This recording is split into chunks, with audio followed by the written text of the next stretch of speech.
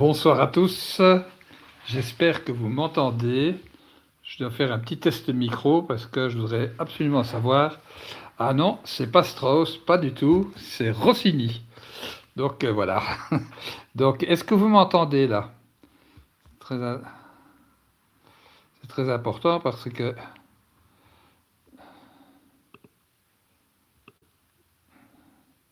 Ah, on m'entend 17 sur 17, c'est parfait. Impeccable, impeccable, impeccable. Merci infiniment. Bonsoir à tous et bienvenue à cette Alliance Éco numéro 59. Et une fois n'est pas coutume, je vais parler de l'or à la fin et pas au début. Voilà, donc on va aller tout de suite dans le vif du sujet, si vous le voulez bien. Et l'objet d'aujourd'hui, bon évidemment il y a l'avertissement légal que je dois vous donner, que cette présentation est à but éducatif et informatif uniquement, etc., etc., et que je n'ai pas envie de vous donner quoi que ce soit comme information qui vous tend à devoir faire des investissements ou des dépenses ou que sais-je encore. Bref, c'est fait. Bon. Alors, aujourd'hui, le thème d'aujourd'hui, c'est l'origine de l'État profond, son programme et tout et tout. J'ai décidé de sortir un tout petit peu du cadre purement économique parce que je me rends compte qu'il y a quand même énormément de gens qui se demandent et qui me demandent et qui généralement demandent comment se fait-il que ça dure aussi longtemps depuis le Covid. L'histoire du deep state ou de l'État profond qu'on va éradiquer. Trump a bien promis qu'il allait éradiquer littéralement l'État profond, mais ça prend des années et des années et années. Comment est-il possible? Alors, je me suis dit qu'il valait peut-être la peine d'aller chercher l'histoire de l'État profond et comment il s'est enraciné et qui peut donner une indication, certainement, je crois, par rapport à quelle est la durée ou pourquoi cette durée aussi longue. Alors, évidemment, je voudrais commencer par comment dirais-je, un concept qui est bien connu de tous, à savoir qu'il y a trois grands types de pouvoirs. Le pouvoir économique, donc le pouvoir de l'argent, hein, le pouvoir économique c'est le pouvoir de l'argent, le pouvoir politique et le pouvoir des médias, et que ces trois s'interpénètrent et travaillent ensemble. Et de tout temps, ces trois pouvoirs ont collaboré pour conduire, entre guillemets, on va dire manipuler, le peuple. Je vous signale que quand Louis XIV a construit, comment ça s'appelle Versailles, il a construit Versailles pourquoi? Ben, tout simplement parce que, je ne sais pas si vous savez que Louis XIV a eu très très peur pendant sa jeunesse parce qu'il y a eu la Fronde et son pouvoir politique était totalement mis en cause. Et donc, qu'est-ce qu'il a fait? Eh bien, comme il n'avait pas les moyens qu'on avait aujourd'hui, eh bien, il a utilisé les médias d'une autre façon, c'est-à-dire qu'il a construit un palais. Parce que les palais, les grands bâtiments, ce sont des expressions du pouvoir politique, mais c'est en même temps une communication, évidemment. Et d'autre part, il y avait des impôts, il y avait toute une organisation économique à côté de lui. Et donc, même du temps de Louis XIV, il y a eu ces trois pouvoirs. De tout temps, il y a eu ces trois pouvoirs.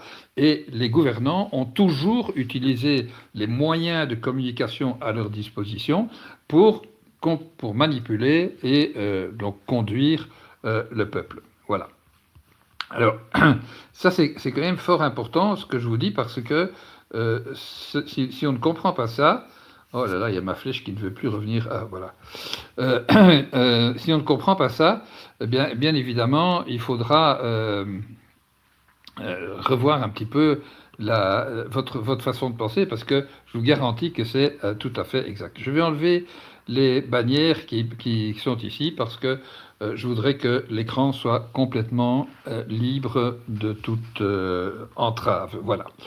Alors, comment est-ce que j'ai commencé, moi, à faire des recherches à propos de ceci? Eh bien, fondamentalement, parce que il y a eu le Covid, et en tant qu'économiste, je me suis posé la question, mais qui sont les propriétaires ou les actionnaires principaux de Pfizer, Moderna, AstraZeneca, Johnson, ces sociétés qui nous ont envahis avec des picouses pas tout à fait catholiques.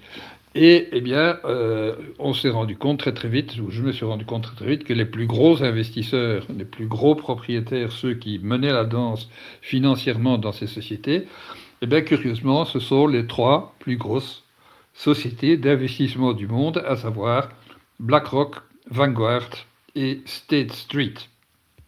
Et j'ai fait donc une petite étude sur qu'est-ce que c'est que ces 3 sociétés, qu'est-ce qu'elles gèrent, qu'est-ce qu'elles génèrent.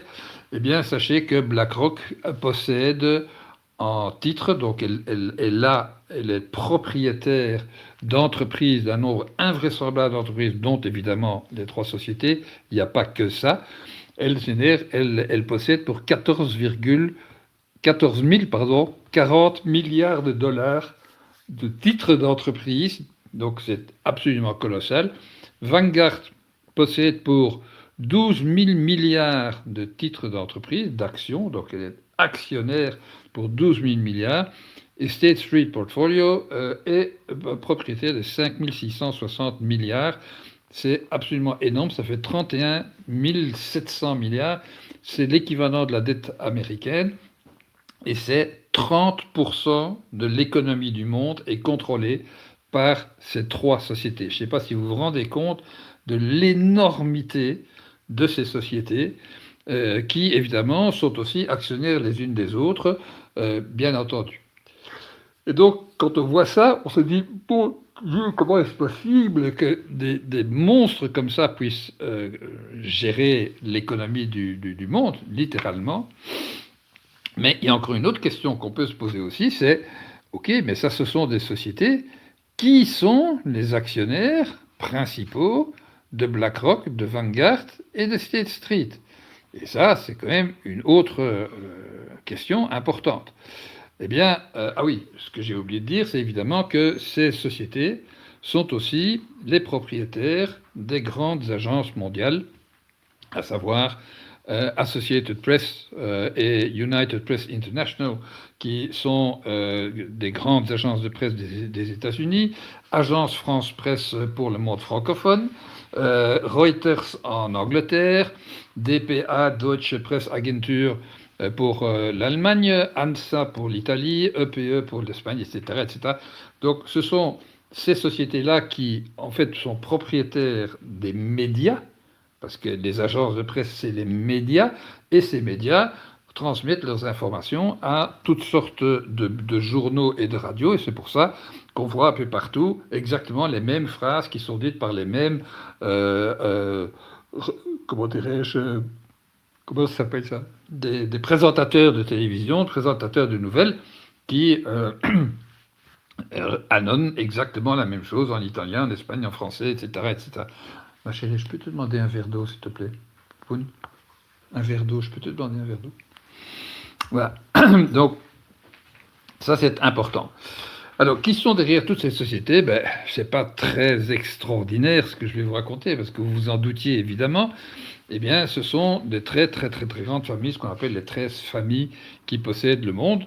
Et les plus grosses d'entre elles sont les 3 familles que je vais vous citer, à savoir les Rothschild, avec leur fondateur Meyer Amschel Rothschild, qui déjà dans les années 1600 avait conçu un plan génial pour devenir maître du monde. Merci ma puce. John Davison Rockefeller, que vous connaissez aussi, le roi du pétrole, mais en même temps le roi de la pharmacie, et une famille dont vous n'avez peut-être pas beaucoup entendu parler, parce que c'est une famille qui est extraordinairement, comment dirais-je, au ras des pâquerettes, qu'il ne faut absolument pas qu'on parle d'elle. C'est une famille très importante, ce sont les princes Orsini d'Italie, qui sont probablement les plus riches d'Italiens, voilà. Mais évidemment, à côté d'eux, il y a encore d'autres sociétés et individus comme Michael Bloomberg, Bill Gates, Jeff Bezos, Mark Zuckerberg, Bernard Arnault, etc. etc. Tous ces gens-là sont évidemment propriétaires de ce genre de monstres qui elles-mêmes possèdent un nombre incroyable d'entreprises. Et les fortunes de ces gens-là sont absolument hallucinantes, c'est invraisemblable. Et donc, ben voilà. Donc, on sait qu'il y a évidemment des êtres humains derrière ces sociétés. Et curieusement, ces êtres humains, eh bien, sont membres de certaines sociétés. Alors ici, je voudrais simplement vous montrer une illustration. Il y a un journal que toutes les grosses entreprises et toutes les entreprises un peu, comment dirais-je, qui travaillent un peu en international en Europe ont. C'est un journal qui s'appelle The Economist, qui est extrêmement bien lu, qui est très très bien représenté en Europe et qui appartient à la famille Orsini à 100%. Et je vous ai mis 4 couvertures avec l'abominable Macron qu'on voit dessus. Pourquoi? Ben parce que justement, les Orsini voudraient bien que Macron devienne le sauveur de l'Europe ou l'Europe en danger mortel. Ce sont des titres d'économistes qui sont très très récents. Hein. C'est quelque chose. Ces 4 titres ont paru en peut-être 3 ou 4 mois. C'est un hebdomadaire fort, fort, fort bien lu par tous les grands patrons d'entreprise. Donc vous voyez que ces sociétés et ces familles influencent de façon invraisemblable la pensée des chefs d'entreprise et donc créent de cette façon-là un conditionnement total.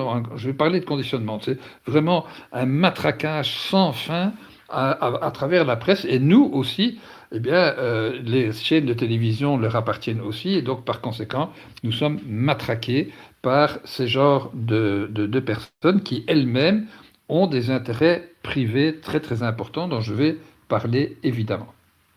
Curieusement, les dirigeants de toutes ces sociétés et institutions sont, pour une immense majorité d'entre eux, eh bien, ils sont membres de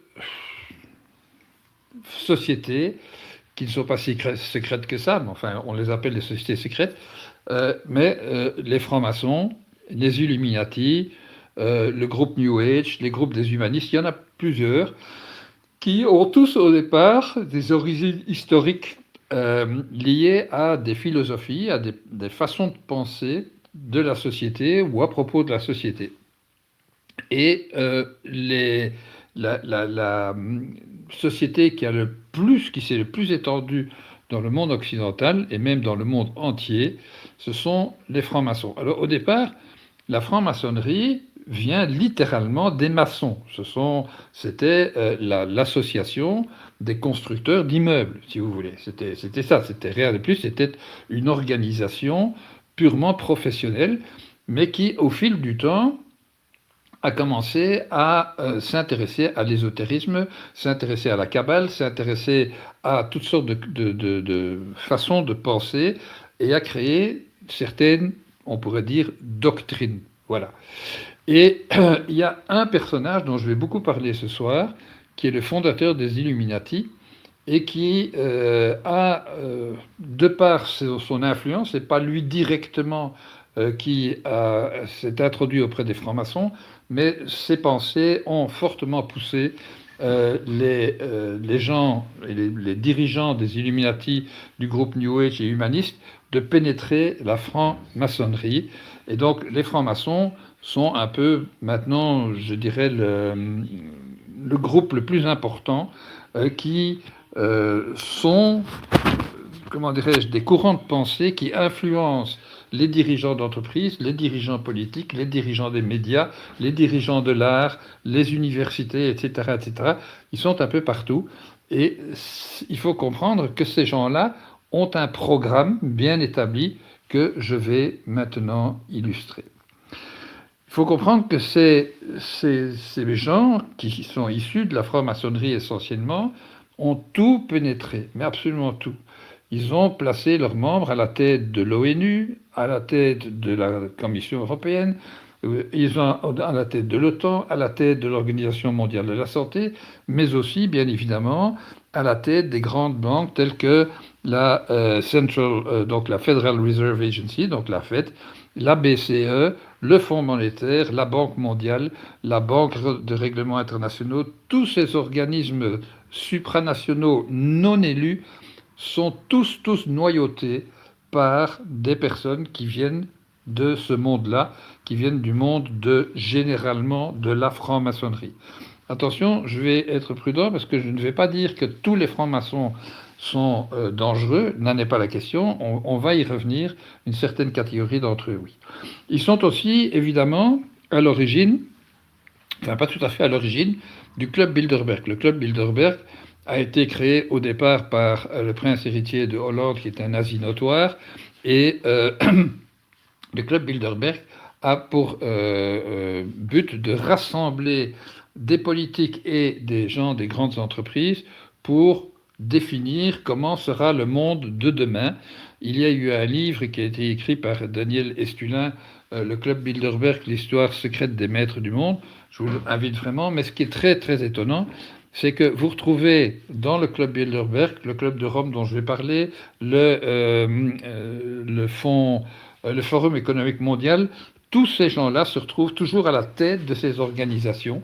Et donc, on comprend bien qu'il y a un noyautage dans le monde entier de ces gens-là qui sont tous, alors tous les dirigeants, là c'est pratiquement 100%, font partie de la franc-maçonnerie et généralement ou atteignent des niveaux d'évolution dans la franc-maçonnerie très très très élevés.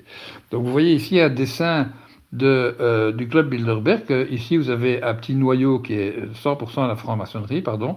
Je vais revenir en arrière, 100% à la franc-maçonnerie. Il y a un nombre de politiciens et de grands hommes d'affaires, de groupes de pression, de politiciens, etc., élus ou non élus, qui sont là. Et puis, il y a 1 million d'entreprises autour de ces gens-là qui sont influencés par le club Bilderberg. Donc, il ne faut jamais oublier une chose, c'est que la presse n'en parle pratiquement pas et ne présente jamais des choses comme ça, parce qu'elle se garde bien de présenter des choses comme ça, parce que les gens pourraient tout de suite comprendre, attends, on est complètement manipulé par une bande on pourrait dire, de psychopathes à un certain moment. C'est vrai qu'en Europe, c'est devenu le cas. Et donc, de participants, de se dire, attendez, il faut boycotter ce genre de choses. Ces entreprises apportent des services que nous demandons. Elles produisent. Il n'y a pas une entreprise qui peut aujourd'hui survivre si elle ne sert pas quelque chose qui s'appelle un besoin d'un client. Donc ces entreprises sont nécessaires, mais la façon dont elles évoluent et dont elles s'organisent entre elles, ça c'est terriblement noyauté par ce genre de courant de pensée, et on va voir quel courant de pensée, quelle valeur sous-tend de tout ça. La photo que vous voyez en bas à droite, eh bien, c'est le signe des Illuminati. Hein, vous voyez, c'est la main, des choses comme ça ou comme ça. On va voir tout de suite le triangle. Pourquoi le triangle? Mais Macron est là au milieu, et bien évidemment, lui est un Illuminati notoire, pas très illuminé dans sa tête, mais il fait partie des Illuminati. Bon, voilà. Et donc, il faut savoir que tout ça, c'est chou vert et vert chou, en fin de compte. Parce que, comme je vous dis, ils font partie du conseil d'administration du World Economic Forum, donc Forum économique mondial. Ils ont initié le Club de Rome dans les années 60. Et qu'est-ce que c'est que le Club de Rome? Le Club de Rome, c'est une organisation antérieure au Club Bilderberg, d'ailleurs, mais qui a commencé dès les années 60 à nous dire « Oh là là, on va droit vers une surpopulation, le monde ne pourra jamais nourrir 7 milliards d'êtres humains, si ça continue comme ça, on va devenir 20 milliards, c'est impossible, l'agriculture ne pourra pas suivre, les océans vont déborder de cadavres, que sais-je encore, enfin bref, ils nous ont pompé l'air avec ce genre de trucs, et avec évidemment des tas de graphiques qui nous montrent, par exemple, voilà la limite à la croissance. Hein, donc on voit que ça va aller. Puis à un certain moment, dans les années 2010, vous allez voir, tout va s'effondrer. Vous voyez, ça c'est les courbes en cloche qu'il nous présentait aux années 60, 70, 80. Si certains d'entre vous avaient déjà l'âge d'écouter à ce niveau-là, vous vous souvenez bien de cela. C'était aussi dans les années 1980 qu'ont été construites les fameuses Georgia Guidestones, dont je vais vous donner ici une photo plus importante, et de George Agascon, ces 10 commandements, hein, ces 10 commandements qui ont été, soi-disant, ça a été créé par un certain Robert C. Christian, mais personne ne sait qui est Robert C. Christian. On sait que c'est comme ça qu'il s'est présenté à l'usine de granit pour avoir ces systèmes-là. Et donc, ce qu'il a créé, c'est cinq grands panneaux de 5,87 m de haut, avec chaque fois les 10 commandements écrits dans différentes langues. Donc, il y a le russe, l'anglais, le babylonien cunéiforme, les hiéroglyphes égyptiens, le grec classique, l'espagnol, le swahili, le hindi, le sanskrit, l'hébreu et l'anglais, et l'arabe, bien évidemment.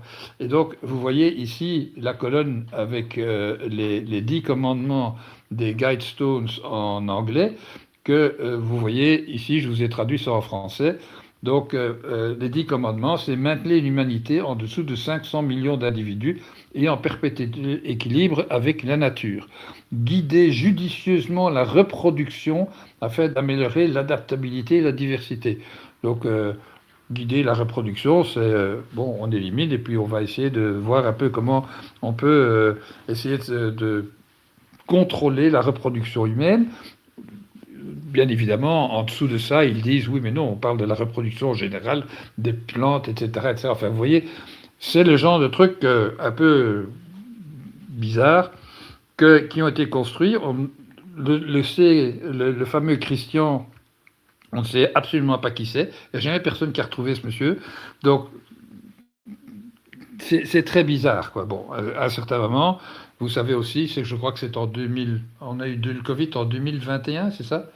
21, donc en 2022 ou 2023, les Guidestones ont été démolis parce que, bon, ça commençait à susciter énormément de rébellions, cette histoire du Covid. Et donc, ils ont fait sauter les Guidestones. Mais donc, c'est vous dire que quand vous voyez ce monument, il a coûté plus d'1,5 million. Hein. Donc il y a des gens qui sont prêts à dépenser de l'argent énorme pour ce genre de choses. Enfin, bref, tous ces sectes ou ces sociétés dites secrètes nomment aussi les gouvernants de nos pays. Alors, en Belgique, c'était notoire, la famille de nos premiers ministres, Michel, parce qu'il y a eu Louis Michel, et puis Albert Michel, et puis je ne sais pas encore qui, enfin Étienne Michel, mais ce sont des gens de droite. Mais ici, Elio Di Rupo, qui est un socialiste notoire, était tout aussi franc-maçon que les autres, ils s'entendaient très bien. Vous voyez ici Jacques Attali, qui est reçu à Bruxelles, à la Grande Loge de Bruxelles. Il faut savoir que Jacques Attali est grand maître de l'ordre des francs-maçons. Et on le sait maintenant, bien évidemment, Jacques Attali, c'est celui qui a fait tous les présidents depuis Mitterrand. Donc, si Jacques Attali, grand maître, le plus haut gradé de la franc-maçonnerie en France, nomme des présidents ou s'arrange pour que ce soit telle et telle personne qui soit président de France, vous imaginez un peu la puissance de frappe, d'influence de ces gens-là. C'est absolument incroyable. En France, si je prends des noms, François Mitterrand, Jacques Chirac, Sarkozy, François Hollande, Macron, Mélenchon, Véran, tous ces gens-là sont comment on appelle ça, des frères, ils appellent ça des frères, ce sont donc des membres des francs-maçons, et c'est bien connu, ils ne s'en cachent pas. Hein. Donc c'est une confrérie qui est très très très soudée, et on va voir même qu'il y a plus que quelque chose de soudé, puisqu'ils doivent jurer obéissance à la loge, et même être plus obéissants à la loge, même si c'est à l'encontre des intérêts de leur pays qu'ils servent. Donc vous voyez un petit peu dans quel monde on se balade ici. Voilà. Donc Louis Michel, Albert Decroix, Elio Di Rupo, Philippe Claus, qui est le bourgmestre de Bruxelles. Tous ces gens-là font partie de ces loges maçonniques et donc par conséquent s'entendent comme larrons en foire, même s'ils sont soi-disant d'obédience politique différente. Et donc on commence à se dire, ouh là, ça pue, là, comme dit Antoine, ça pue du cul, parce que qu'est-ce qui est en fin de compte la vérité? Est-ce que ces gens nous jouent une scène de théâtre ou est-ce qu'ils sont sérieux? Pour vous montrer que tout ceci est véritablement que je n'invente pas, quoi, je vous invite, si ça vous intéresse, à aller chercher sur Internet des témoignages de grands maîtres, parce qu'il y a eu des défections, toujours dans ce genre de choses, dans un sens comme dans l'autre, il y a eu des défections de francs-maçons qui ont carrément témoigné, les uns sous forme de témoignages télévisés, l'autre sous forme d'écrits. Eh bien ici, je vous invite à aller chercher Serge Abad Gallardo sur YouTube. Il y a plein d'interviews de Serge Abad Gallardo qui était 33e degré, c'est-à-dire le degré le plus haut dans la hiérarchie des francs-maçons, et qui s'est reconverti tout simplement un jour parce que, pour une raison qu'il n'explique pas lui-même, il a été poussé à entrer dans une église, à assister à une messe, et ça l'a complètement bouleversé, et il s'est dit, je suis en train de complètement péter des plombs ici. Et donc, il a commencé à témoigner de ce qui se passait chez les francs-maçons. Et dans son livre, J'ai frappé à la porte du temple, il écrit « Des lois comme l'avortement, l'euthanasie, le mariage homosexuel ont été étudiées et mûries dans les loges avant d'être votées par les députés. » Qu'est-ce que ça veut dire, cette phrase? Ça veut dire que les francs-maçons sont les parlementaires, il y a des parlementaires francs-maçons, et que ce groupe d'influence va pousser un certain nombre de décisions législatives dans le Parlement en fonction du programme des francs-maçons. Et je vais parler des programmes, et là je vais être très sérieux. Donc vous voyez, on sent que, enfin c'est plus qu'on sent, on voit carrément, on observe que la franc-maçonnerie, et particulièrement une branche des francs-maçons qu'on appelle les Illuminati, ont été extrêmement instrumentales dans la création de nos lois et donc de notre façon de vivre, parce que les lois, quand même, créent un cadre structurel qui organise notre vie, et donc c'est quand même important. Alors, je me suis basé essentiellement sur un livre d'un certain monsieur Ralph Epperson, qui a écrit pour la première fois en 1998. Il a sorti un livre qui s'appelle The New World Order, donc le nouvel ordre mondial.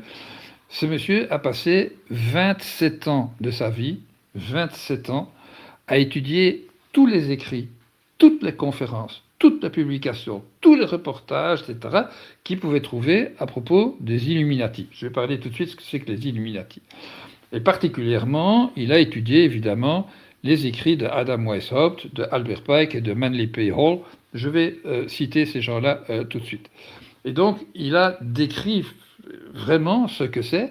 Et je vais même vous dire, à la fin de cette présentation, je vais vous montrer un livre qui date de 1888, où un ancien repenti, déjà à ce moment-là, mais aussi 33e degré des francs-maçons, donc des Illuminati, pour le dire simplement, les Illuminati ont complètement infiltré la franc-maçonnerie qui, au départ, était une organisation tout à fait honorable, et qui l'est d'ailleurs pour un très grand nombre, encore beaucoup, mais à partir d'un certain niveau d'évolution dans les francs-maçons, là, vous devenez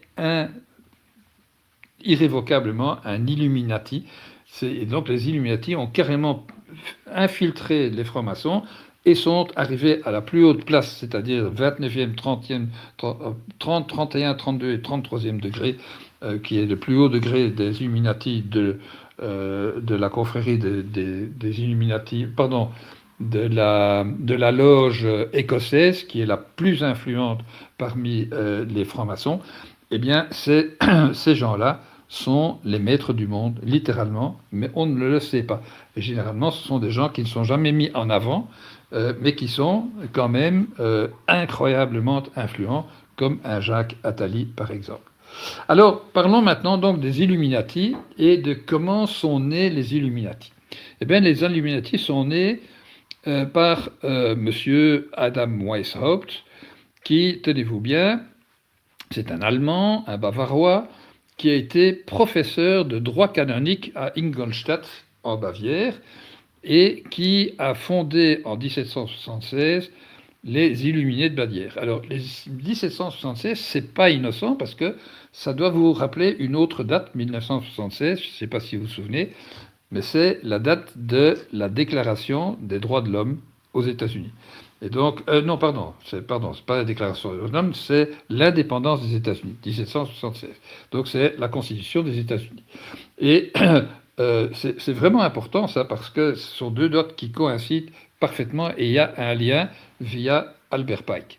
Alors, il conçoit toute la doctrine parce qu'il se rend compte, en tant que professeur de droit canonique, qu'il se révolte contre l'Église et il dit que l'Église, au fait, c'est un ramassis de gens qui essayent de contraindre les gens à travers la prière, à travers que sais-je encore, et qui empêche les gens de se développer.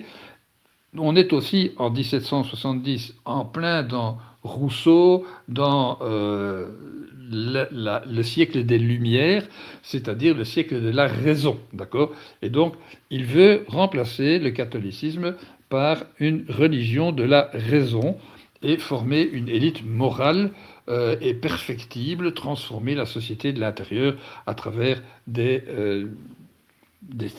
choses. Je n'ai pas lu Weishaupt, je vais être tout à fait honnête, mais si vous avez lu Jean-Jacques Rousseau, si vous avez lu un peu à propos des siècles et des Lumières, vous savez que la raison, c'était vraiment ce qui avait, c'était élevé au rang de déité pratiquement à ce niveau-là. C'est un ancien jésuite en plus et profondément anticlérical, influencé donc par les Lumières. Il va tellement fort que l'État bavarois décide d'annuler et d'interdire la secte des Illuminés de Bavière. Et donc, la secte est officiellement dissoute, mais évidemment, il continue à grenouiller en dessous, et donc il passe évidemment dans la clandestinité. Et puis, il fuit aux États-Unis. Bon. Et puis, il y a deux grands disciples. Le premier, c'est Adolf von Knigge, Anton von Knigge, qui est un noble, baron, franc-maçon, et qui a travaillé pendant plus de 4 ans la main dans la main avec Weishaupt, qui est au fait la personne qui rédige en grande partie les statuts de l'ordre des Illuminati. Tout baron qu'il est, Weishaupt et lui sont deux caractères très très forts, et à un certain moment, ça arrive à un clash d'ego pur. C'est des dissensions et des désaccords purement personnels. Von Knigge dit ce monsieur se comporte comme un dictateur, moi, baron, je n'ai pas, etc., etc. Enfin bref, c'est un peu con, mais ils se séparent. Mais entre-temps, il y a un certain monsieur Joachim Christoph Bode qui a entendu parler de ça et qui devient le traducteur de Weishaupt et de von Knigge parce que c'est un monsieur qui parle plusieurs langues. Il parle allemand, il parle anglais et il parle français. Et donc il va en France et partout en Europe et il commence à générer des idées comme ça, les idées de Weishaupt et von Knigge. Et il a pas mal de succès parce que je rappelle qu'au départ, il s'agit d'élever la raison, de devenir l'avocat de la raison, c'est-à-dire de l'intellect humain qui serait supérieur à tout ce que fait notre Seigneur. Et donc, par conséquent, dans ce siècle-là, il faut le replacer dans son contexte, il a un certain succès et ses écrits traversent l'océan, bien évidemment, et arrive chez Albert Pike. Albert Pike est un général sudiste américain. Il a combattu pendant la guerre de sécession. Et c'est aussi un fameux franc-maçon. Il devient franc-maçon en 1840. Et il crée, si vous voulez, le livre qui devient la Bible des francs-maçons, qui s'appelle Morals and Dogma of the Ancient and Accepted Scottish Rite of Freemasonry. Donc c'est un monsieur qui a vraiment créé la doctrine des francs-maçons. Et il développe d'ailleurs un grand nombre de rites et de symboles de la franc-maçonnerie. Je vais parler des symboles parce que les francs-maçons agissent et travaillent beaucoup à travers des symboles pour une raison très précise. Et justement, le compas comment ça s'appelle, l'équerre, le compas et l'équerre sont déjà des symboles des maçons, hein, puisqu'il s'agit vraiment de la maçonnerie, les gens qui construisent des immeubles. Mais ces symboles vont devenir de plus en plus élaborés et de plus en plus importants parce que les Illuminati ont très bien compris l'utilisation de la parole et aussi l'utilisation de l'implicite. Et donc, par conséquent, à travers les symboles, ils peuvent tenir, avec les mêmes mots ou pratiquement, un double langage, même des langages qui se contredisent. Je vais y arriver. Et puis, derrière ça, il y a Manly P. Hall, qui le succède bien avant, bien évidemment. Il n'a jamais connu Albert Pike, puisque Pike était mort avant même que Manly Hall soit né. Mais Manly P. Hall est quelqu'un qui a aussi, c'est un grand intellectuel, qui a écrit et qui a étudié à peu près tout ce qu'on pouvait trouver à l'époque à propos de la maçonnerie, tous les écrits, et bien évidemment, il a lu les écrits de Weishaupt, il a lu les écrits de von Knigge, il a lu les écrits de Bode, il a lu tout ce que avait fait Albert Pike, et il devient, à travers tout ça, auteur de 150 livres. Il fait 8000 conférences sur la franc-maçonnerie à travers les États-Unis, a énormément de copains, parce qu'il est californien, beaucoup de copains à Hollywood, donc il est déjà introduit parmi les acteurs, et c'est pour ça probablement qu'aujourd'hui Hollywood est complètement infiltré par la franc-maçonnerie, parce que c'est Manly P. Hall qui a lancé le truc. Manly Hall est aussi copain avec le président Reagan, mais Reagan ne deviendra jamais franc-maçon, mais entre-temps quand même.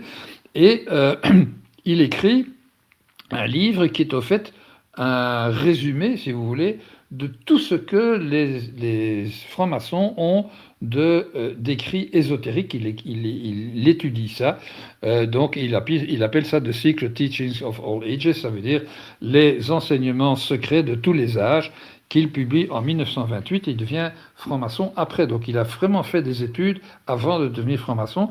Et très vite, c'est un des personnes qui est monté le plus rapidement, puisqu'en 5 ans de temps, il est passé d'entrer à franc-maçonnerie à 33e degré de la freemasonnerie. Donc ce sont des gens qui ont fortement influencé et qui sont au départ les maîtres à penser, si vous voulez, des francs-maçons, mais surtout des Illuminati. Alors pourquoi est-ce que la franc-maçonnerie est tellement développée aux États-Unis? Tout simplement parce que en 1776, il y a les colons, enfin avant les colons, il y a déjà dans les années 1700, il y a les colons qui arrivent, qui envahissent les États-Unis, mais chacun fait un peu sa loi. Il n'y a pas véritablement de gouvernement aux États-Unis au départ. C'est donc la libre entreprise, la libre pensée, et la franc-maçonnerie ne pense qu'à ça parce que pour eux, la créativité et la raison humaine, c'est ce qu'il y a de mieux. Et donc, par conséquent, s'il y a un pays où on peut se développer au niveau de sa créativité, au niveau de sa libre pensée, au niveau des dogmes, et que sais-je encore, c'est bien aux États-Unis.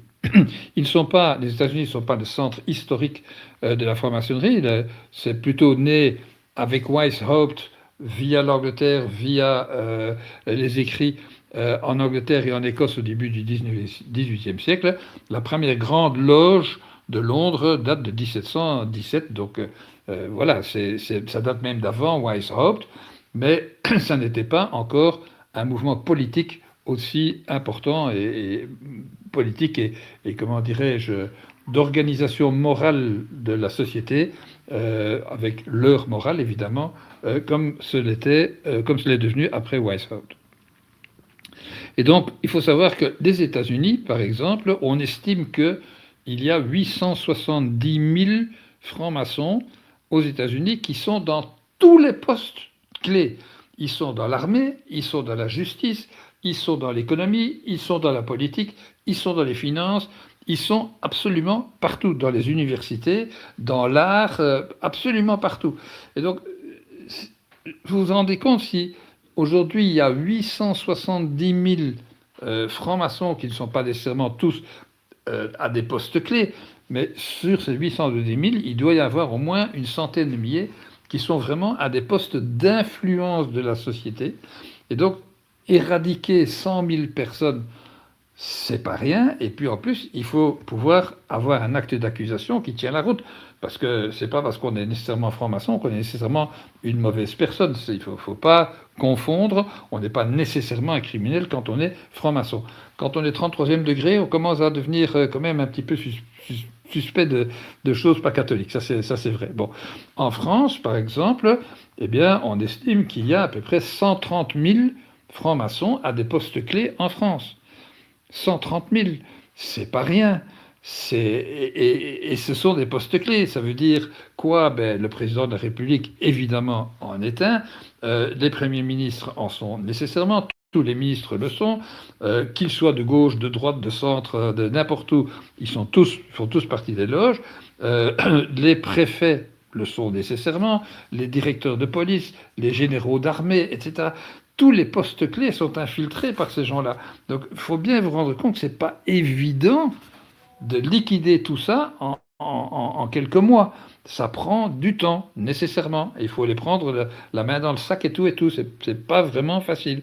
Pour vous montrer aussi combien les francs-maçons avaient déjà infiltré le monde politique et le monde du pouvoir en 1700 et des poussières, eh bien, George Washington, ici la photo de gauche sur l'écran, M. George Washington, premier président des États-Unis, était un franc-maçon notoire, il était 33e degré. Benjamin Franklin, le grand inventeur et philosophe américain, était 33e degré. Le président Roosevelt de la Deuxième Guerre mondiale était un franc-maçon avéré. C'était tout à fait certain. D'ailleurs, 14 présidents des États-Unis étaient francs-maçons. Donc c'est vous dire combien cette organisation a pris le pouvoir aux États-Unis, mais a aussi pris le pouvoir en Angleterre, a aussi pris le pouvoir en France, en Allemagne, en Espagne, partout dans le monde occidental, et même en Chine, même dans les pays asiatiques, la franc-maçonnerie est extrêmement agissante et extrêmement influente. Et donc, éradiquer ça, c'est pas absolument évident. Voilà. C'est pour ça que ça dure. Alors, je voudrais vous donner maintenant un exemple de symbole, le symbole ultime des Illuminati, c'est le billet de 1 dollar, pour vous montrer combien même l'argent américain est complètement dans cette obédience des Illuminati.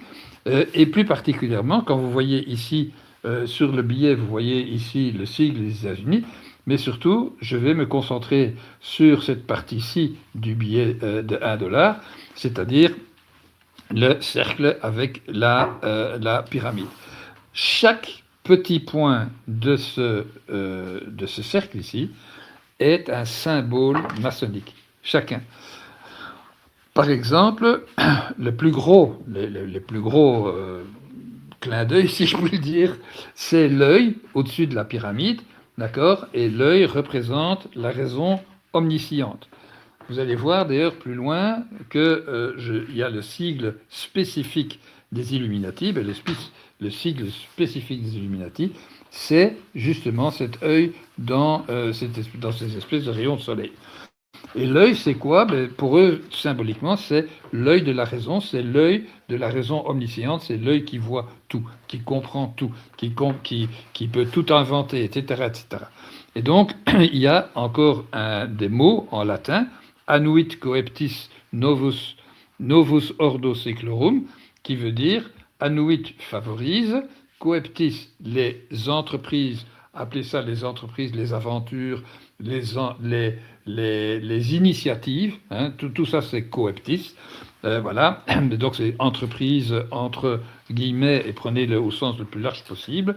Novo ordo seclorum, ça veut dire nouvel ordre des siècles, d'accord? Et puis, vous voyez en dessous de la pyramide, ici, vous voyez là en écriture latine, vous voyez 1776, qui est la déclaration de l'indépendance des États-Unis, mais qui est aussi une référence directe aux écrits de Weishaupt, bien évidemment. Et alors, je vous signale que le nombre de briques de la pyramide, la façon dont est dessinée la pyramide, l'ombre du côté gauche, le nombre de briques, le nombre de couches de briques qu'il y a, tout ça, c'est des symboles maçonniques ayant une signification bien précise. Et quand vous rentrez dans la franc-maçonnerie, ben vous apprenez tout ça, vous apprenez tous ces symboles et la signification de ces symboles.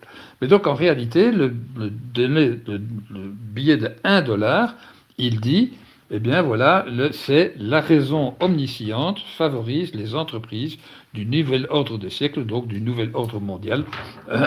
C'est déjà là, en 1782, quand ce billet a été dessiné par M. William Barton, qui était 32e degré de l'ordre maçonnique, eh bien, vous comprenez bien qu'on est dans un pays qui est complètement infiltré, mais dans chaque fibre, par les idées maçonniques. Attention, je répète à nouvelle fois, tout ce que font les maçons n'est pas nécessairement mauvais. Et je peux vous assurer que je connais des gens qui sont explicitement maçonniques de 2e, 3e, 4e, 5e degré. Ce qu'ils apprennent est vraiment très intéressant et très utile, et il n'y a pas de raison de leur jeter la pierre. Mais par contre, une fois qu'on arrive, je le répète, à des niveaux au-dessus du 29e, 30e niveau, là, ça commence à puer du cul, quelque chose de sérieusement énorme. Et je vais d'ailleurs faire une deuxième partie à cette présentation dans 15 jours, et là, on va voir des choses, je vous jure, c'est pas piquer des hannetons. Bon. Donc, ce que je voudrais faire maintenant, quelle heure il est maintenant? Quelqu'un à l'heure? Ah ben voilà, 20h47, je dois avancer. Je voudrais parler de la croyance et des philosophies des Illuminati. Je répète, les Illuminati, c'est Weishaupt, c'est une branche spécifique, c'était un peu un extrémisme, mais qui a pénétré un organisme qui existait depuis longtemps, qui était tout à fait honorable, qui s'appelait les francs-maçons, et ils sont devenus à la tête des francs-maçons. Ce sont des gens qui ont véritablement cette idée de domination du monde. Je vais y revenir. Mais au départ, les Illuminati, les philosophies, les croyances qu'ils véhiculent sont des croyances absolument incroyables. Regardez bien. 1. La science et l'économie ont démontré à suffisance que les religions n'ont pas été capables de résoudre les problèmes humains. Ça, pour eux, c'est un axiome. On ne discute pas ça. Les problèmes humains existent alors que la religion coexiste, donc la religion n'a jamais réussi à résoudre quelque chose. Je signale que la religion n'a pas pour but fondamental de résoudre tous les problèmes humains, d'accord, c'est tout à fait autre chose. Mais pour eux, il y a nécessairement une cause et un effet. La cause n'a pas marché, donc l'effet n'est pas bon, donc la cause est mauvaise. Voilà, c'est aussi simple que ça. 2. La science a démontré que l'univers n'a pas été créé. Ah bon? La science a démontré que l'univers est parti d'un Big Bang. Jusqu'à présent, c'est ce qu'on pense que c'est fait, mais ça n'a jamais été démontré. Et puisqu'il n'y a pas de création, eh bien, il n'y a pas de Dieu. Voilà. C'est simple hein, comme façon de raisonner. Hein. Soi-disant, la science a démontré que l'univers n'a pas été créé. Comme ça ? Je ne peux pas le dire. Au départ, on prétend que toute l'univers était concentré d'une densité absolument incroyable dans quelque chose qui ressemblait à un pépin de raisin ou un truc comme ça, et que ça a explosé, ça a créé l'univers. Bon. Et maintenant, effectivement, l'univers est bourré de vide, mais il y a plus de vide que de trucs dedans, mais ça ne prouve pas qu'il n'y a pas de Dieu, pour moi, en tout cas. La science démontre que l'homme est le résultat d'une évolution continuelle de la nature. Donc l'homme n'a pas été créé par Dieu, ça c'est du Weishaupt pur et dur. Hein. Voilà. La nature de l'univers ne peut pas prouver que les valeurs humaines soient surnaturelles ou cosmiques.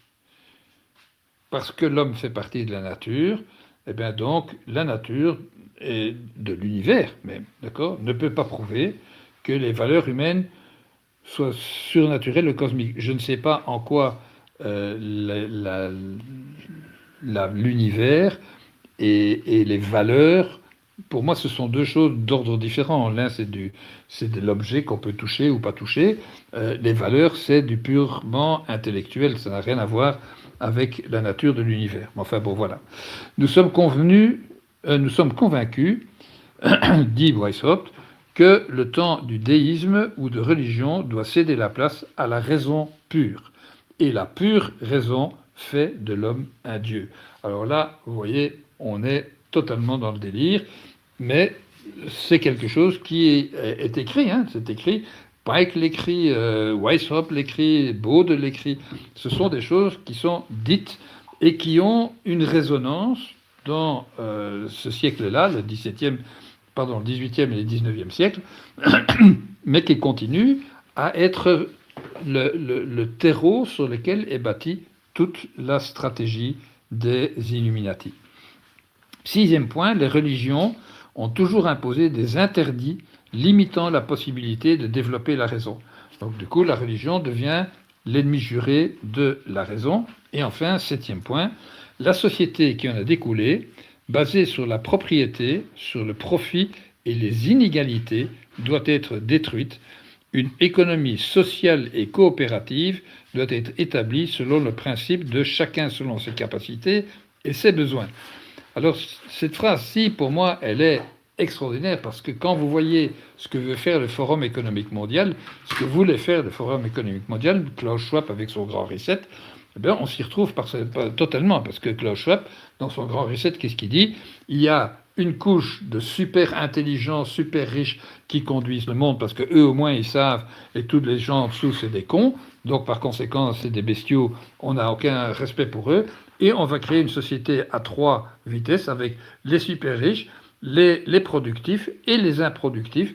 Et puis les improductifs, ben, on va les amuser un petit peu en leur donnant un revenu un revenu garanti minime, bien évidemment, mais l'interdiction de bouger de ses yeux, l'interdiction d'avoir certains magasins, l'interdiction de pouvoir voyager plus loin qu'eux, etc., etc., etc. On est absolument dans la prolongation de cette phrase-là. Et cette phrase-là, c'est rien d'autre que la conclusion que tirent certains Illuminati de tous les écrits, de toutes leurs théories. Donc, je n'invente rien, ceci, vous pouvez le retrouver. Il n'y a absolument aucun problème.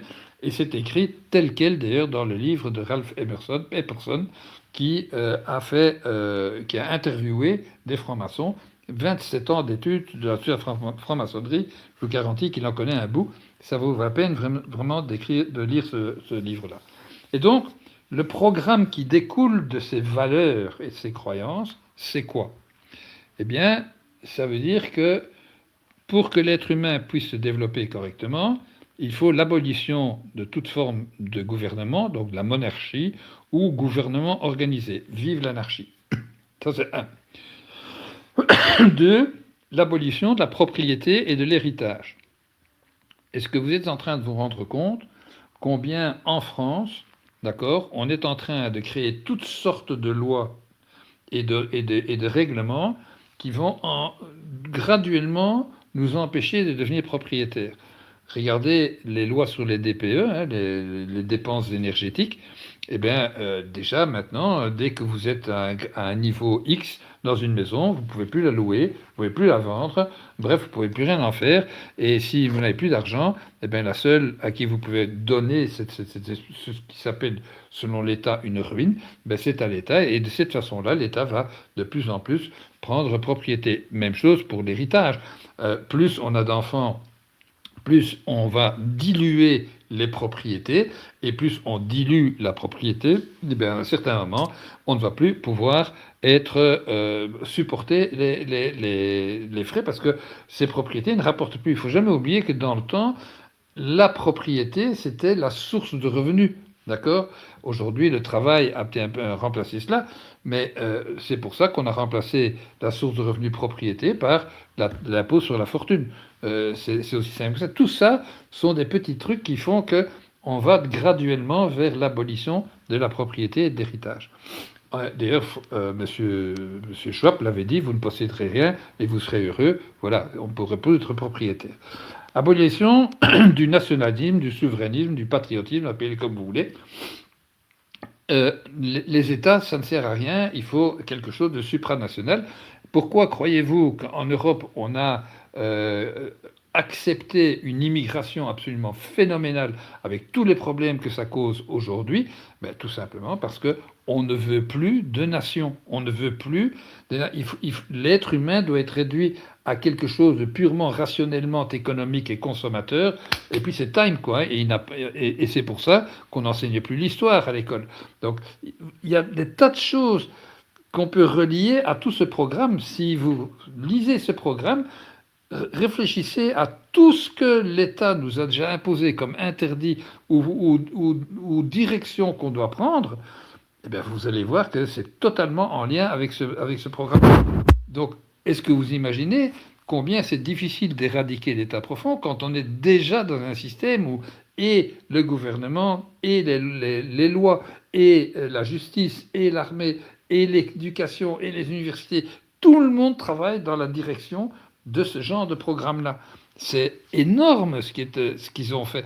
Et s'ils font ça depuis 200 ans, donc avoir nécessité 4 ans pour éradiquer tout ça, c'est presque un tour de force. À mon sens, ça va prendre 10 ans. Mais le gros est fait. Maintenant, il faut commencer à sortir les radicelles de la Terre pour éviter que ça ne puisse se reproduire. Mais ça, c'est le programme des Illuminati. Et vous allez voir, je vais même vous présenter un livre écrit en français qui confirme. Alors, abolition de l'autorité parentale. Pour eux, les enfants appartiennent à la communauté, il ne faut plus appartenir. La cellule familiale est quelque chose d'abominable parce que c'est la source de toute rébellion. Parce que la famille, généralement, c'est quelque chose... On s'entend dans la famille, on veut rester ensemble. Et donc, par conséquent, on se transmet des héritages, on se transmet du savoir, on se transmet des valeurs. Eh ben non, ça pas. Il faut finir les parents. Voilà. Abolition de toute forme de religion et surtout des valeurs et des moralités qui sont imposées par les religions. Les religions, c'est horrible parce que ça empêche l'être de raison. Et enfin, dernièrement, ça ce n'est pas dans le programme de Weishaupt, mais c'est dans le programme d'aujourd'hui, ça a été rajouté, c'est l'abolition du genre, la théorie du genre. Il n'y a plus d'hommes, il n'y a plus de femmes, il n'y a plus que des êtres, je sais pas moi, des espèces d'ectoplasmes qui sont ni hommes ni femmes. On ne sait pas, donc voilà, c'est pour ça qu'en Belgique, d'ailleurs, quand on demande un passeport, eh bien, on doit dire est-ce qu'on est un homme, une femme ou un mélange des deux. Je ne sais pas si vous vous rendez compte où ça va, quoi. Donc, et surtout, le transhumanisme, qui est l'homme connecté, c'est-à-dire l'homme qui va devenir machine. Parce que on va implanter dans l'homme des tas de puces et des machins et des bazar qui vont lui permettre d'être super fort, super rapide et tout ce que vous voulez, mais qui ne sera plus un homme. Et ça, je ne sais pas si vous avez suivi certains interviews de Hariri, la bête noire enfin pas la bête noire, le conseiller de Klaus Schwab, qui a fait des conférences à propos de l'être humain va disparaître au profit d'un espèce d'ectoplasme qui sera mi-robot, mi-homme, quelque chose comme ça. Voilà. Donc, voilà le programme des Illuminati. Le but, évidemment, ultime, c'est la domination du monde par un seul gouvernement mondial non élu et la soumission totale du peuple. Je vous signale que en Europe, on est déjà parti bien loin, puisque aujourd'hui, les nations, les pays ont abandonné leur souveraineté à un organisme non élu qui s'appelle la Commission européenne, et cette espèce de chienne de hyène, de von der Leyen, là, d'accord. Eh bien, on est parti là-dedans. Et il faut se rendre compte de ça. C'est pour ça que je fais ce genre de conférence, parce que j'aimerais que les gens se réveillent et comprennent dans quel engrenage on est parti et combien c'est important de comprendre cette histoire pour aussi comprendre vers où on va et savoir comment combattre cela. Voilà. Alors, chez les Illuminati, pas nécessairement chez tous les francs-maçons, mais à partir d'un niveau 29 de la franc-maçonnerie, il y a des choses très importantes qui se passent. Un, quelqu'un qui rentre au 29e degré doit jurer obéissance totale à ce pays, à ce programme. Il devient un frère et il doit être plus loyal à sa loge qu'à son propre pays. Ça veut dire qu'il y a des espions, il y a des traîtres littéralement de pays, qui essayent par tous les moyens de démolir leur pays parce que c'est le programme. Et Macron est le premier. D'accord ? Il a juré obéissance. Toujours agir en secret. On communique A, mais derrière, on utilise des symboles qui communiquent exactement l'inverse. C'est l'accusation inversatoire. Ça, c'est véritablement le système des Illuminati. D'accord ? Le message explicite cache toujours un message différent et contraire au message explicite. L'intention avérée, l'intention dite, est toujours une intention contraire, mais cachée, dans toute chose qui est faite au niveau de ces gens-là. Et donc, méfiez-vous de tout ce que vous entendez à la radio. Oui, mais vous comprenez, allez, l'histoire de, comment ça s'appelle, la censure sur Internet, soi-disant pour protéger les jeunes, ben, qui peut dire je trouve scandaleux qu'on veuille protéger les jeunes. Personne ne peut le dire. Mais ça, c'est le discours officiel. Derrière, évidemment, il y a une intention complètement contraire, mais qui est perceptible par les initiés au niveau de symboles. Et c'est pour ça que la symbolique est très très importante, parce que dans le luciférianisme, dans le satanisme, il faut que quelque part il y ait une communication ouverte, explicite vers le monde. Si le monde ne réagit pas, ben, on considère que le monde a donné son assentiment, du style qui ne dit mot consent, et les symboles sont très importants. 3, et ça c'est incroyable ça, jurer obéissance à programme, et pour établir le programme, on peut recourir à n'importe quel moyen. La persuasion, la logique, la ruse, la délation, la corruption, les dessous de table, le mensonge, l'agression, le viol, le meurtre, l'organisation d'émeutes et des soulèvements, le massacre d'innocents et même le génocide, la fin justifie toujours les moyens. D'accord ? Monsieur Netanyahou est évidemment un grand maître de la franc-maçonnerie. Infiltrer toutes les structures de pouvoir et d'influence, eh bien évidemment, les maçons, pas monsieur le maçon, mais le maçonnisme, les francs-maçons, sont infiltrés par des Illuminati, d'accord ? La justice, l'armée, la police, le gouvernement, les entreprises, les religions, les médias, absolument tout. Et on constate que c'est le cas, d'accord ? Donc, le but ultime des Illuminati, c'est la domination du monde. Et le soi-disant monsieur Robert Christophe, là, ou Christian, qui avait créé les Georgia Guidestones, eh bien, pour lui, c'était tout à fait évident qu'on doit aller vers une humanité qui ne comprend que 500 millions d'êtres humains, comme ça, au moins, on a un peu de place sur Terre, et soi-disant, on va préserver la nature. Tu parles, mon ami. Bon, donc, voilà ce que c'est que les Illuminati, et pourquoi aujourd'hui, quand vous allez sur... c'est très curieux, vous allez sur Wikipédia et vous tapez Illuminati, c'est quoi ? Ben vous allez voir, c'est une espèce de secte qui a existé, mais qui a été éradiquée, et maintenant ça n'existe absolument plus. Et pas 2 paragraphes plus loin, voici le sigle des Illuminati, voici leur programme, etc.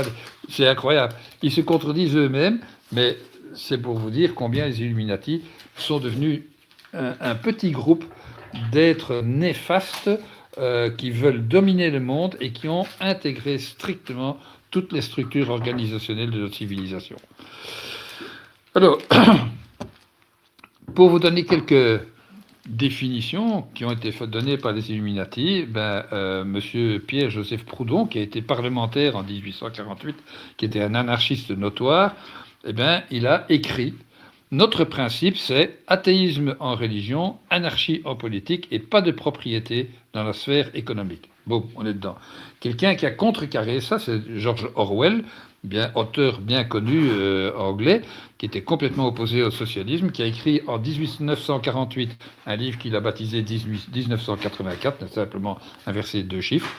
Si vous voulez, il dit lui-même de ce programme Illuminati, si vous voulez une image du futur, imaginez une botte écrasant une face humaine, et ce, éternellement.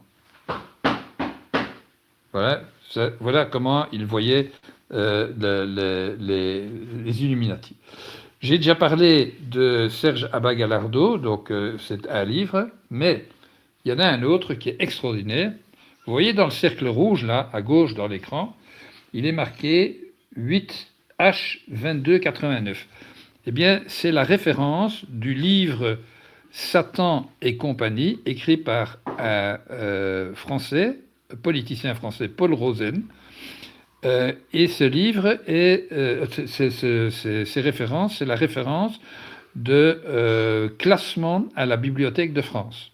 Donc ce livre existe, et ici vous avez la photo du livre Satan et compagnie, Association universelle pour la destruction de l'ordre social, écrit par Paul Rosen. Paul Rosen était un des tout grands maîtres de la franc-maçonnerie en 1888. Il a envoyé ce livre à M. Charles Woust, qui était à l'époque Premier ministre de l'État belge, qui était lui-même franc-maçon, et Paul Rosen décrit tout le programme des francs-maçons en disant « Monsieur Woust, voilà à quoi vous devez vous attendre, ce qui va arriver en Belgique et en France, et ce sera absolument impossible à arrêter. Je m'excuse, je suis un repenti, mais un repenti de tardif, et c'est pour ça que je vous écris que... » Donc il a écrit, alors qu'il était grand maître en France de la franc-maçonnerie, il a écrit tout le programme, il est dans ce livre-là, vous pouvez le lire, ça donne froid dans le dos. Donc je vous dis, je suis pas en train de vous raconter des salades, c'est absolument bien pire qu'on ne le croit, parce que ça fait 200 ans que les francs-maçons essayent de nous truander, enfin pas les francs-maçons, les Illuminati à l'intérieur des francs-maçons essayent de nous truander et de nous rendre esclaves. Il y a des grandes figures qui ont parlé des Illuminati. Le 28e président des États-Unis qui dit « Il existe un pouvoir si organisé, si subtil, si complet, si omniprésent, dont on ferait mieux de chuchoter le nom quand on le condamne. » Il savait très très bien, lui, président des États-Unis, combien lui-même, non-maçon, était déjà complètement entouré de cet organisme hyper puissant politiquement, militairement et tout et tout. Et donc, il prévenait. Winston Churchill, grand, comment dirais-je, adversaire des francs-maçons, a écrit dans ses écrits, il cite Weishaupt, depuis l'époque de Weishaupt jusqu'à celle de Karl Marx, en passant par Trotsky, Bela Kun, Rosa Luxembourg, Emma Goldman, tous des anarchistes bien connus et communistes. Cette conspiration mondiale pour le renversement de la civilisation et la reconstitution de la société sur base d'un développement arrêté, d'une malveillance envieuse et d'une égalité impossible, n'a cessé de croître. Elle a joué un rôle tout à fait reconnaissable dans la tragédie de la Révolution française. Elle a été le moteur de tous les mouvements subversifs du XIXe siècle. Et aujourd'hui, enfin, cette bande de personnalités extraordinaires issues des grandes villes d'Europe et d'Amérique a saisi le peuple russe par les cheveux et est devenu pratiquement le maître incontesté de cet énorme empire.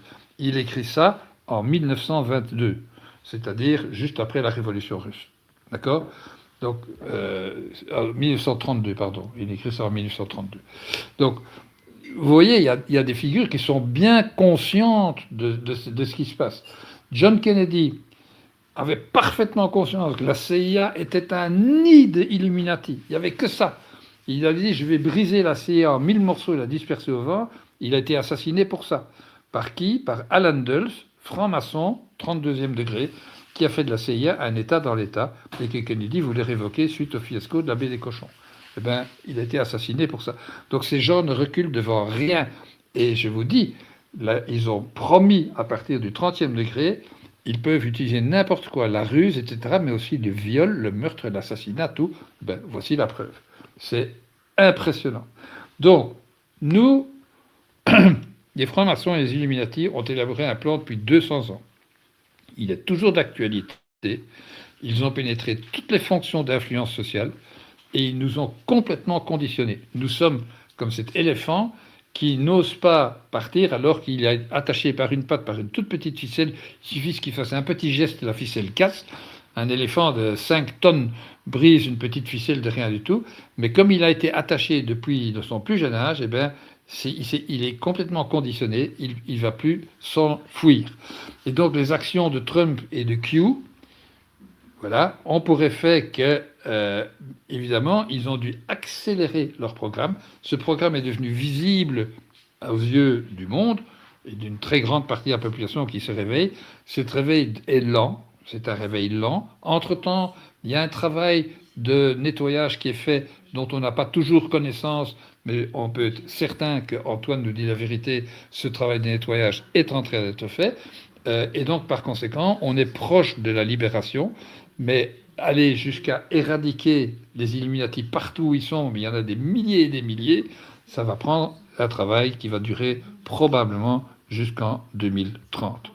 Donc, je vous remercie de m'avoir écouté, chers amis. Dans le prochain numéro, Alliance numéro 60, je vais aller plus loin dans le programme, d'accord. Comment est-ce qu'ils ont l'intention d'attaquer la religion? Comment est-ce qu'ils le font? Avec des exemples, avec ce qui se passe aujourd'hui. Comment ils ont attaqué la famille? Comment ils attaquent l'éducation? Comment ils attaquent la propriété? Comment ils attaquent le souverainisme et le nationalisme, le patriotisme? Depuis maintenant le Covid 2021, on est en 2026, ça fait 5 ans plus tard, vous avez eu l'occasion de vous en rendre compte, mais il y a des tas de choses qu'on ne sait même pas encore, c'est bien plus insidieux qu'on ne le pense. Comment ils vont asservir la population et comment ils attaquent le genre humain. Donc on va plus rentrer dans le programme, je vous ai fait les grandes lignes aujourd'hui, on va aller plus dans le détail dans 15 jours. Alors voilà, la bonne nouvelle c'est quoi? Eh bien, c'est que l'or s'est maintenu pratiquement à statu quo depuis 15 jours, puisqu'il a baissé de 9,37 €. C'est ridicule par rapport à 15 jours. Il se maintient. Et pourquoi est-ce qu'il n'est que maintenant comme ça? Mais parce qu'il y a toujours de l'incertitude du côté de l'Iran. On ne sait pas du tout si le détroit d'Ormuz va va pouvoir s'ouvrir ou pas. On ne sait pas du tout combien de temps va durer la reconstruction des institutions gazières et pétrolières dans les pays qui ont été touchés par les bombardements. Et donc, par conséquent, aujourd'hui, à cause du pétrole et du dollar qui ont fortement grimpé, eh bien, l'or a baissé, mais il se maintient. Et donc, ça veut dire qu'il y a de plus en plus de probabilités que l'or se remette à monter. Ça ne m'étonnerait absolument pas que l'or se remette à monter dès qu'on a un peu plus de clarté et de plus de sécurité au niveau du détroit d'Ormuz. C'est ce que j'ai tenté d'expliquer hier aussi chez Antoine. Je vous remercie beaucoup de m'avoir écouté. J'espère que ça vous a intéressé. Il est 21h13. Je vous donne donc rendez-vous avec très très grand plaisir au numéro 60, le 29 avril 2026, pour la continuation de cet exposé à propos des Illuminati, de leur programme et de la façon dont ils sont en train de nous entuber ou de nous manipuler en tout cas. Et évidemment, la seule façon de pouvoir résister à ça, c'est d'abord d'en être conscient. Et c'est pour ça que je souhaitais vous en faire part de ces recherches-là. Merci à vous. Je vous souhaite une excellente soirée. Alors, une chose que vous devez savoir, c'est que si vous voulez avoir... j'ai trouvé mon... Ah, j'ai perdu ma flèche. Ça y est, j'ai de nouveau perdu. Pourquoi est-ce qu'elle ne veut pas venir maintenant? C'est pas vrai. Hein. Ah, enfin, voilà. Si vous voulez de revoir ce genre de choses, j'ai créé une chaîne YouTube que je vous montre ici, youtube.com/f24. Si vous allez là, eh bien, tous mes derniers lives, depuis, je crois, le numéro 36 jusqu'à maintenant, sont sur cette chaîne-là. Vous pouvez aller la voir, vous pouvez retrouver toutes les informations que j'ai données. Elles sont à utilisation publique. Si vous avez envie de me contacter, eh bien, vous allez simplement avec mon email f.or2p@pm.me. Et pour le reste, eh bien, je vous souhaite évidemment une excellente fin de soirée en musique et à très bientôt. Au revoir.